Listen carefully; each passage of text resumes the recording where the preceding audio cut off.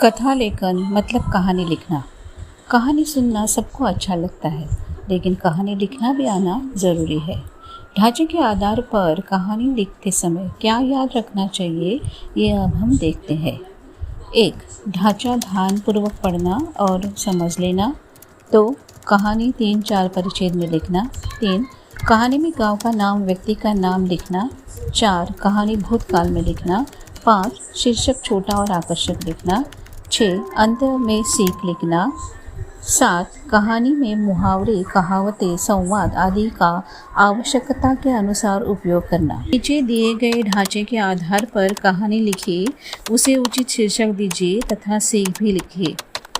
1. औरत, नेवला पालना, पानी भरने बाहर जाना, लौटने पर नेवले का खून से लथपथ मुंह देखना, बच्चे की हत्या की आशंका लेना, नेवले पर घड़ा पटकना, नेवले का तड़प तड़प कर मर जाना, अंदर बच्चे को जिंदा पाना, पास ही मरा हुआ सांप देखना। सीख। बच्चों, यह ढांचा पढ़ने के बाद हमें पता चलता है कि यह कहानी एक औरत और नेवले की है, तो हम इसे यह शीर्षक दे सकते हैं, औरत और नेवला। यह आसान सा शीर्षक हो गया।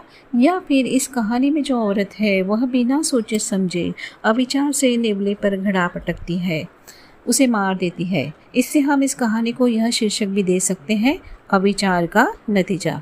इस तरह से ढांचा पढ़ने के बाद हमें यह समझ में आ जाता है कि हमें क्या शीर्षक देना है। तो जैसे मैंने शुरुआत में कहा था कि कहानी में गांव का नाम, व्यक्ति का नाम लिखना है, तो इस कहानी में हम गांव का नाम लिखेंगे चंद्रपुर और व्यक्ति यानी औरत का नाम लिखेंगे मंगला।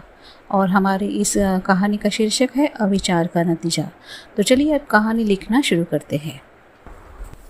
अविचार का नतीजा। चंद्रपुर गांव में मंगला नाम की एक औरत अपने पति और बच्चे के साथ रहा करती थी। उन्होंने एक नेवला पाल रखा था। मंगला को पानी भरने के लिए पास वाली नदी पर जाना पड़ता था। हमेशा की तरह उस दिन भी वह घड़ा लेकर पानी भरने नदी पर गई। जाने से पहले उसने नेवले को अपने बच्चे का और घर का ध्यान रखने को कहा था। मंगला पानी भर के जल्दी जल्दी घर लौटी। मंगला जब घर के दरवाजे पर पहुंची तो उसने वहां नेवले को बैठा पाया। उसका मुंह खून से लथपथ था।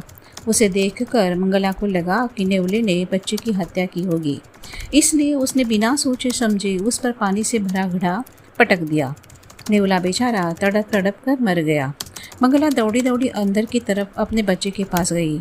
वहां उसने अपने बच्चे को जिंदा पाया और पास ही मरा हुआ सांप देखा।